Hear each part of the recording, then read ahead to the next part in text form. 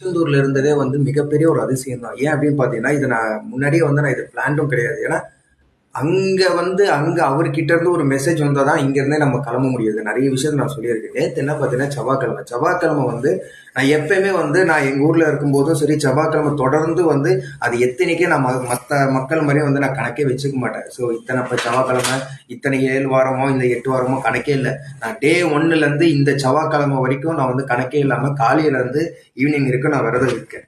நேற்று என்ன அப்படின்னு பார்த்தீங்கன்னா, இது மிகப்பெரிய ஒரு சந்தோஷம். நேற்று செவ்வாய்க்கிழமை நான் விரதம் திருச்செந்தூர் மண்ணில் முருகப்பெருமானுக்கு உங்கள் சார்பாக நெய்யும் அந்த மாலையும் நான் கொடுத்தேன்.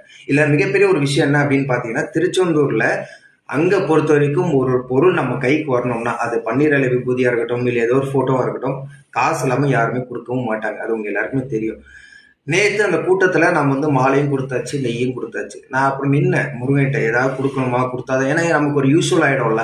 எப்பயுமே காசு கொடுத்தாதான் அங்கேருந்து நம்ம வாங்குறது. சரி எனக்கு எதுவுமே கிடைக்காதா உங்ககிட்ட இருந்து அப்படின்னு நினச்சிக்கிட்டே இருக்கும்போது, நான் வந்து கொடுத்த மாலையும் அந்த நெய் கொடுத்தவரே வந்து என்ன பண்ணிட்டாருன்னா, ஒரு அரளிப்பூ மாலை வந்து முருகர்கிட்ட இருக்கிற மாலையை வந்து என்ன பண்ணிட்டாரு, என் கழுத்தில் போட வந்தார். நான் வந்து உடனே இதை நான் சொல்லும்போது தப்பா எடுத்துக்காதீங்க. நான் உடனே அவரை தடுத்துட்டேன். ஏன் அப்படின்னு பார்த்தீங்கன்னா, அவரு கழுத்துல இருக்கிற மாலை நான் அணியறதுக்கு வந்து நான் அவ்வளோ தகுதியானவும் கிடையாது. அவ்வளோ பெரிய ஒரு மனுஷனும் நான் கிடையாது. இன்னைக்கும் நான் மக்களுக்கு நான் சொல்றேன்.